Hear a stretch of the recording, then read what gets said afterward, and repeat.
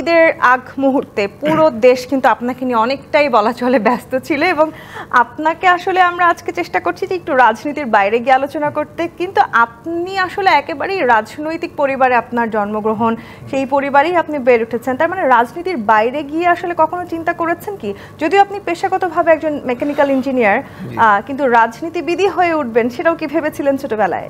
ধন্যবাদ আপনাকে। আপনার মাধ্যমে সকল দর্শক শ্রোতা যারা আছেন সবাইকে ঈদ মোবারক জানাচ্ছি। আসলে আমি সারা জীবনই রাজনীতি করব এটাই সিদ্ধান্ত নিয়ে রেখেছিলাম, কিন্তু আমার পড়াশোনার সাবজেক্টে ইঞ্জিনিয়ারিং হবে সেটাও আমার নিজের সিদ্ধান্ত ছিল। সেটা আমি প্রবাবলি যখন হাই স্কুলে পড়ি তখন 7-8 তখন আমি ডিসাইড করেছি যে আমি সায়েন্স এবং ইঞ্জিনিয়ারিং নিয়ে পড়াশোনা করব। তবে হ্যাঁ, রাজনীতিটাই আমি করব এটা আমার নিজস্ব সিদ্ধান্ত ছিল। আমার বাবা মা কিন্তু কোনো সময় অ্যাক্টিভলি প্রমোট করে নাই বা চায়ও নাই, ইনফ্যাক্ট অ্যাট সাম পয়েন্ট। কারণ আমি যখন প্রবেশ করেছি তখন দেশে রাজনীতি মানে হচ্ছে গুম খুনের শিকার হওয়া, মিথ্যা মামলায় জেলে যাওয়া ইত্যাদি। তো কোনো বাবা মাই তো চাবে না তার সন্তান এগুলো ফেস করুক। তো আমাকে অনেক চেষ্টা করেও নিবৃত্ত করতে পারে নাই, আমি নিজে সক্রিয়ভাবে রাজনীতিতে যুক্ত হয়েছি এবং এই লড়াইটাকে বেছে নিয়েছি। এবং যেই লড়াই আপনি আসলে এখন আছেন, যদি সেই লড়াইটা সফল হয় তার মানে বাংলাদেশের ইতিহাসে হয়তো সবচেয়ে তরুণ মেয়র হতে যাচ্ছেন আপনি। জি, আমি তো মনে করি যে আদালতের রায় এবং জনগণের ভোটে নির্ধারিত টাইম ফ্রেমের মধ্যে যে গ্যাজেট পাবলিশ করা হয়েছে, আমি অফিসিয়ালি মেয়র হয়েছি। এখন বর্তমান সরকার তাদের নানান পলিটিক্যাল বিবেচনায় তারা রাজনৈতিকভাবে এই প্রক্রিয়া হস্তক্ষেপ করে বন্ধ করে রেখেছিল, এবং এটা নিয়ে আমার তাদের প্রতি কোনো ব্যক্তিগত আক্ষেপ নাই। কিন্তু এই যে ঘটনাটা যে ঘটলো এবং এর মাধ্যমে যে সরকার তার নিরপেক্ষতা হারালো, বিশেষ করে কোন সরকার, বর্তমান অন্তর্বর্তীকালীন সরকার, যাকে আমরা সবাই এত বিশ্বাস রেখে এবং অনেক আশা নিয়ে কিন্তু আমরা সরকারকে বসিয়েছি। এই সরকারের শপথ অনুষ্ঠানে আমি নিজেও প্রেজেন্ট ছিলাম। জেল থেকে বের হয়ে 2 দিন পরে তার 8 তারিখে যেদিন শপথ নেয়, 7 তারিখেও আমরা ঢাকা শহর পাহারা দিয়েছি। এখন এই জন্য কথাটা এই জন্যই বলা যে এটা জাস্ট ক্ষমতার লড়াই বা মেয়রের চেয়ারের সিটের লড়াই না, এটা একটা পলিটিক্যাল ফাইটে পরিণত হয়েছে। তো আমিও সেভাবেই ব্যাপারটাকে দেখছি। রাজনীতির বাইরে গিয়েও তো আসলে মানুষ আপনাদেরকে অন্যভাবে চেনে। আমি শাহাদাত ভাই আপনার কাছে একটু আসি। এই যে আপনার নামের সামনে ডাক্তার আছে, তার মানে একটা খুব অন্যরকম পেশায় আপনি জড়িত। দুটো পেশা, রাজনীতি এবং এই ডাক্তার, দুটোই আসলে মানুষের সেবার সাথেই জড়িয়ে আছে। এখন যখন আসলে আপনি মেয়র হয়েছেন, আপনি 5 আগস্টের পরবর্তী সময় থেকে চট্টগ্রামের মতন একটি বড় শহরের দায়িত্ব পালন করছেন, ওই ডাক্তারি পেশাটা বা পুরোপুরি সময় আসলে ডাক্তারের মতন হয়ে কাজ করাটাকে কি খানিকটা মিস করছেন? ধন্যবাদ আপনাকে এবং দর্শকবৃন্দ যারা দেখছেন। আসলে হয়েছে কি, আমার ছোটোকাল থেকেই আমি আসলে পড়াশোনার মধ্যে ছিলাম। আমি ক্লাস 1 থেকেই পড়াশোনামুখী ছিলাম আর কি। তো যার কারণে আমার স্বপ্নই ছিল ডাক্তার হওয়া। আমার কিন্তু আসলে স্বপ্ন ছিল না রাজনীতিবিদ হওয়া। তো আলটিমেটলি কি আমি এবং আমার পরিবারেও চাই যে একটা ডাক্তার। আমাদের পরিবারে কোনো ডাক্তার নেই, কাজে আমার আব্বা আম্মা বারবার চেয়েছে যে আমি ডাক্তার হই, এবং আলটিমেটলি আমি ফার্স্টে হতাম একদম ক্লাস 1 থেকে। এবং সেখানে গিয়ে পুরো স্কুল জীবন প্রথম হয়েছে। স্কুল জীবনে আমি একবার সেকেন্ড হয়েছি ক্লাস 7-এ সম্ভবত। আলটিমেটলি একদম 8, 9, 10 পর্যন্ত গিয়ে আমি ফার্স্ট হয়েছি এবং স্টার মার্কস পেয়ে আমি এসএসসি এবং এইচএসসি তো আমি স্টার মার্কস পেয়েছি, এবং এরপর মেডিকেলে চিটাগং মেডিকেলে আমি চান্স পেয়েছি। এবং সেখানেও আমি দেখুন প্রথম 1 বছর 2 বছর 3 বছরের মাথায় গিয়ে আমি রাজনীতিতে ঢুকেছি, তাও কাকতালীয়ভাবে। আচ্ছা, সেখানে হয়েছে আপনার তখন 87 সাল, এরশাদের সময়। আমি তখন 3rd ইয়ার স্টুডেন্ট চিটাগং মেডিকেলে, এবং সেখানে ঢাকা কলেজ এবং নর্ডেম কলেজের বেশ কিছু ছেলে ভর্তি হয়েছে ফার্স্ট ইয়ারে। তো তারা সেখানে মিছিল করতে গিয়ে ছাত্রদলের, তাদেরকে খুব অন্য পার্টির যারা আছে আর কি, তারা খুব বেশি তাদেরকে আঘাত করছিল এবং বেশ কয়েকজন ওন্ডেড হয়ে হসপিটালাইজডও ছিল। পরবর্তীতে তাদের এই অবস্থা দেখে আমি একদিন বললাম, তোমরা আসলে কি করতে চাও? বলে যে আমরা আসলে ছাত্রদল করতে চাই এবং আপনাকে নিয়ে আমরা শুরু করতে চাই। তো এরপরে ওইখানকার ওই সময় আবদুল্লাহ আল নোমান সাহেব ছিলেন তৎকালীন প্রেসিডেন্ট বাংলাদেশ জাতীয়তাবাদী দলের, এবং তখন ওনার সাথে কথা বলে এবং আমাকে উনি আহ্বায়ক করেন। আহ্বায়ক করার পরে আমি সম্মেলন করে, এর 1 বছর পরে সম্মেলন হলো। সম্মেলন করে আমি সভাপতি হলাম। সেটা ছিল 88 সালে। আমরা অনেক কষ্ট করেও পারিনি, কারণ অনেক কলিশন ছিল সেখানে, কনফ্রন্টেশন ছিল। পরবর্তীতে 89-এ গিয়ে আমি প্রেসিডেন্ট হলাম। এবং প্রেসিডেন্ট হওয়ার পরে গিয়ে 91-তে এসে আমি আবার ডাক্তার হয়ে গেলাম। তো আমার ছাত্র রাজনীতিটা আসলে খুব কম সময়ের জন্য ছিল। 87, 88, 89, 90 কমপ্লিট এই যে জাতীয় পার্টির সময় আমার এই ছাত্র রাজনীতিটা ছিল, এবং আলটিমেটলি ছাত্র সংগ্রাম পরিষদের আমি জয়েন্ট কনভেনার ছিলাম ছাত্র দলের সভাপতি হওয়ার কারণে।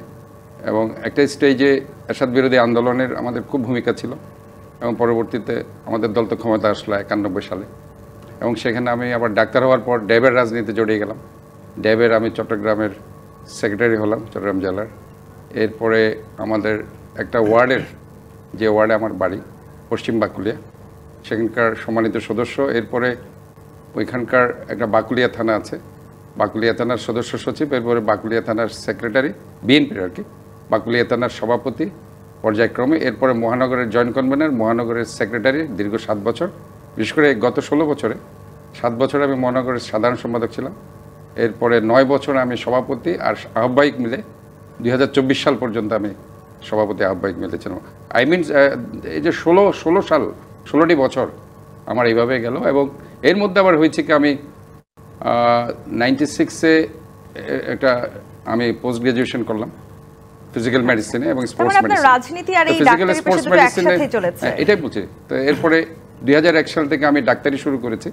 আমার একটা হসপিটালও আছে, অনেক বড় হসপিটাল, এবং physical medicine, sports medicine specialist হিসাবে আমি দীর্ঘ 25 বছর এখন চেম্বার করছি, এবং এখনো রুগী দেখছি আর কি। এখনো রুগী দেখে, এখনো শনিবার আমি বসি, কারণ অনেক প্রচুর রুগী আমার, তারা আসলে আমার সেবা নিতে চায়, যার কারণে এই জায়গাটাতে আমরা আসবো। আমি একটু যেহেতু আমরা আসলে ঈদের দিনের আয়োজন করছি, আমি ইশরাক, আপনার আসলে ঈদের দিনগুলো কিভাবে কাটে? নিশ্চয়ই ছোটবেলা থেকে ঈদের দিন বাড়ি ভর্তি মানুষ দেখে বড় হয়েছেন, আপনার বাবা এত বিখ্যাত একজন মানুষ ছিলেন, অনেক নেতাকর্মীদের সাথে ঈদের দিনগুলো কাটে, পরিবারের সাথে কিভাবে ঈদের দিনগুলো পালন করছেন? এখন তো ডিফারেন্ট।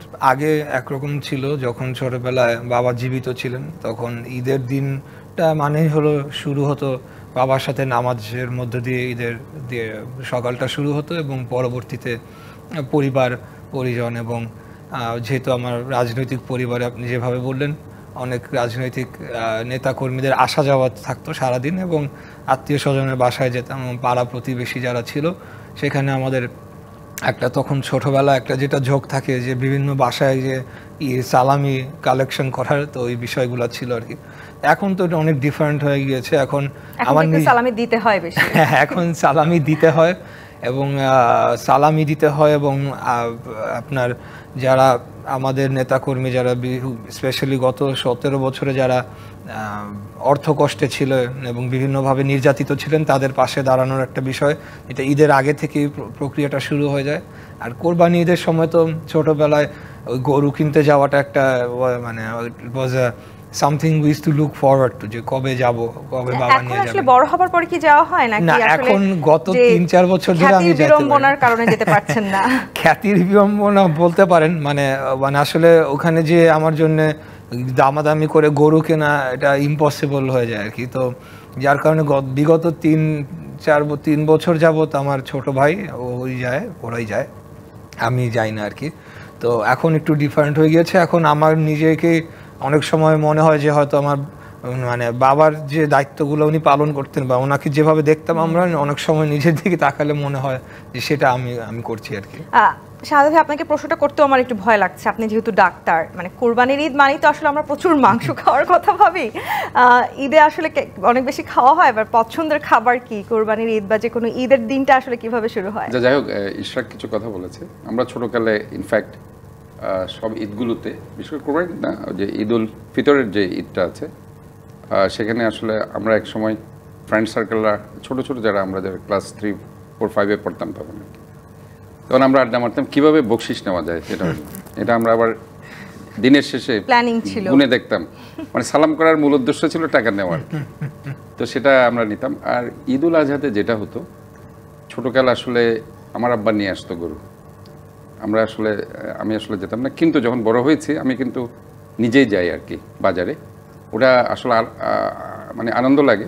আরেকটা জিনিস সবচেয়ে কাজ করে সেখানে, কিন্তু যেহেতু আমরা রাজনীতি করছি, অনেক লোকজন সেখানে যেতে চায় আমাদের সাথে। সবাই বিভিন্ন হাট বাজারে তারা গিয়ে একসাথে আমাদের সাথে একসাথে গরু চয়েস করবে এবং গরু কিনবে।